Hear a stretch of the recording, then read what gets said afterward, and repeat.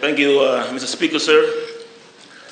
I rise to answer question 8924 by the Honourable Chavez over there regarding the actions of the aviation industry in what is undertaking to bolster growth in the tourism sector. Some highlights of the key activities, Honourable Speaker. On infrastructure, as part of our 10-year National Development Plan, we are investing in upgrading our airport infrastructure to handle increased air traffic and reduce congestion.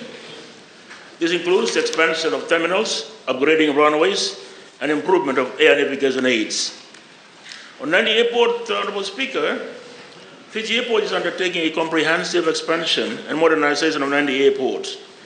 Key projects include expanding the departure lounge with new VIP and bus lounges, additional waiting areas, and reconfigured zones, all phased to minimize disruptions.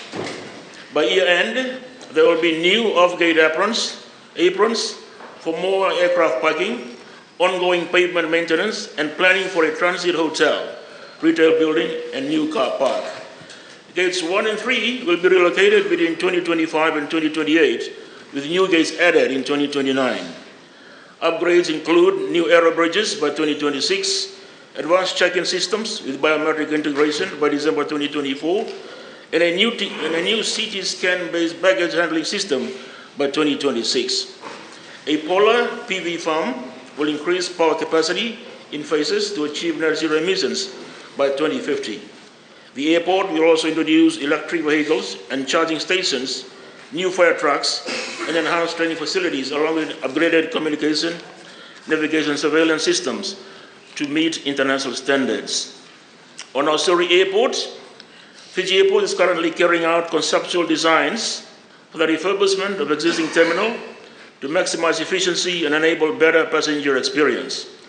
In addition to that, Fiji Airport will continue to work with government on the required funding to develop a new international terminal wing as a long-term expansion plan. Fiji Airport is considering the creation of Nausori General Aviation Precincts and a taxiway to boost its commercial revenue, as well as free up space at the Nandi Airport. The landside master plan, which is currently on tender stage, will guide the commercial development in Nausori.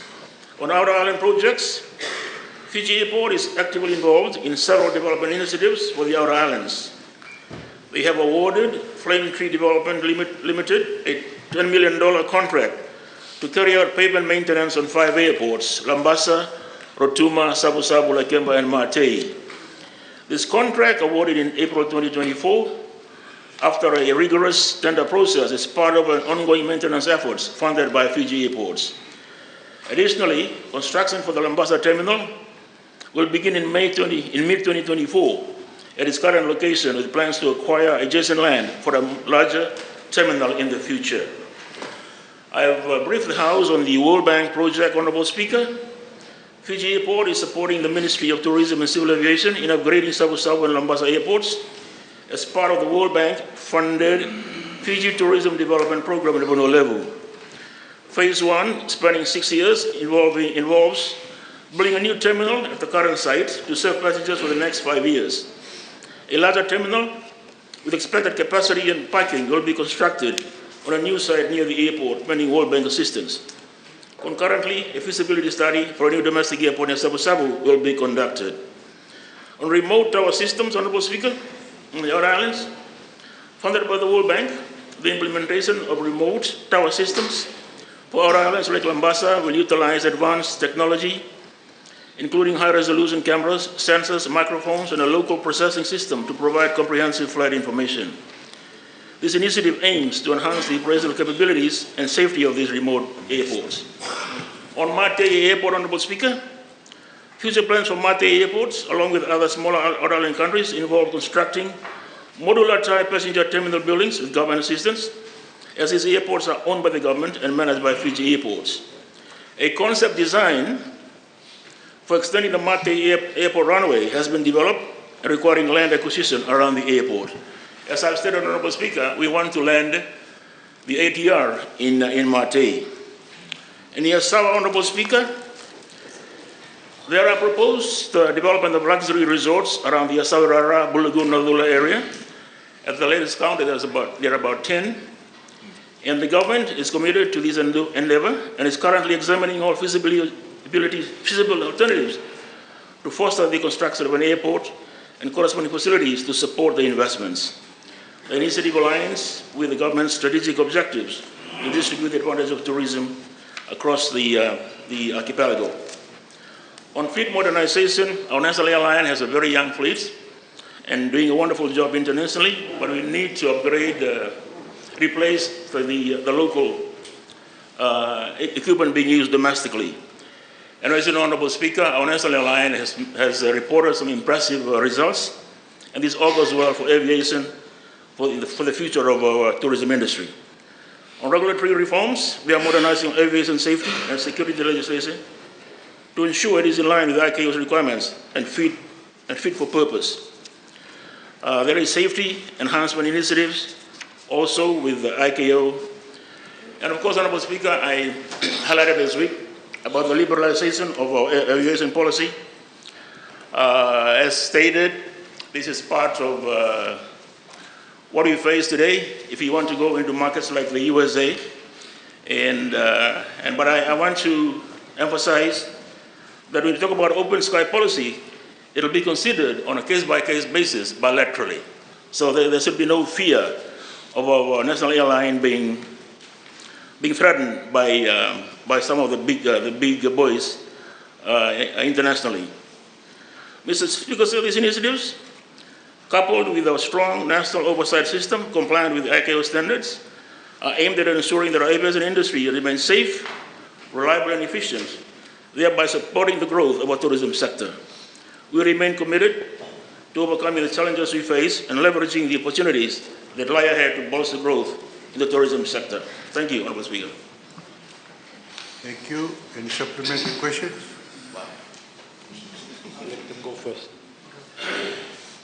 Yeah. Thank you, Honorable Speaker.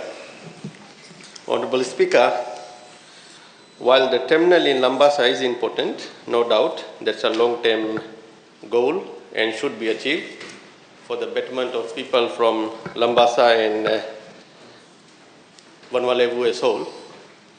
The immediate remedy that is required is to reduce the airfares from Suva to Lambasa and from Nandi to Lambasa. What is Minister doing in order to bring the airfares down? Because, just for an example, Honorable Speaker, I was trying to book my mother's flight over the weekend. It was costing me around $700 return. $700 compared to previously when it was offered at $65 one way. What is Minister doing in order to actually reduce the airfares between Suva Lambasa and Lambasa Nandi, Honorable Speaker? Thank you. Very costly.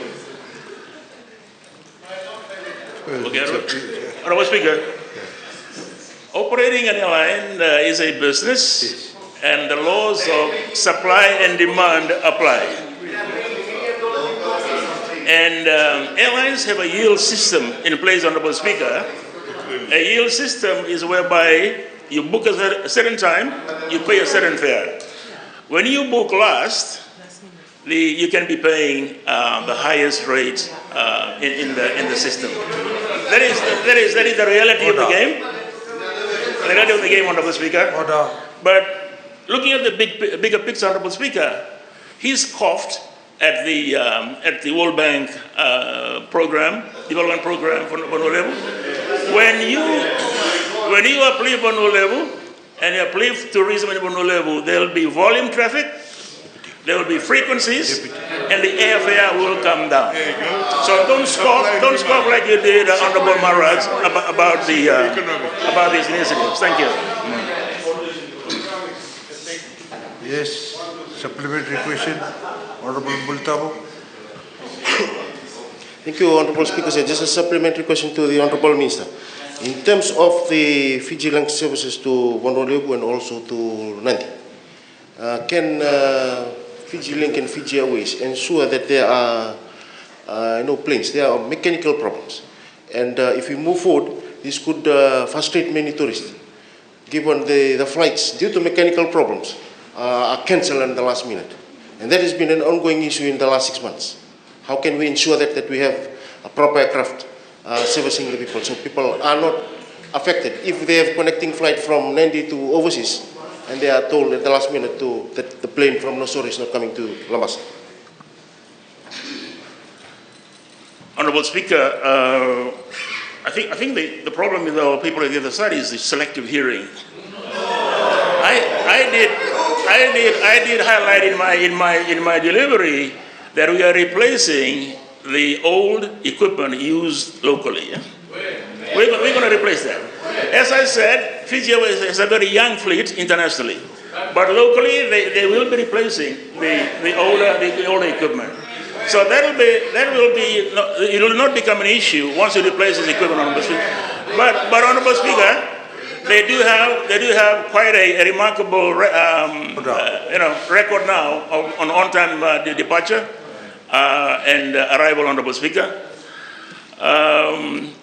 For Lambasa, know this: the day will come very soon when you check in your bag in Lambasa and you can pick it up in London if you're going to London. That's happening, Honorable Speaker. It'll be international check-in. It'll be international check-in. Yeah, Honorable Speaker. Yeah, that is the way forward for aviation in Vanuatu, Honorable Speaker. You can check in your bag in Vanuatu, and you pick it up where you're going, London or wherever, Honorable Speaker. Thank you. Yeah. Thank you. I think we'll rest it there, Honorable Choir. That will be the last supplementary question.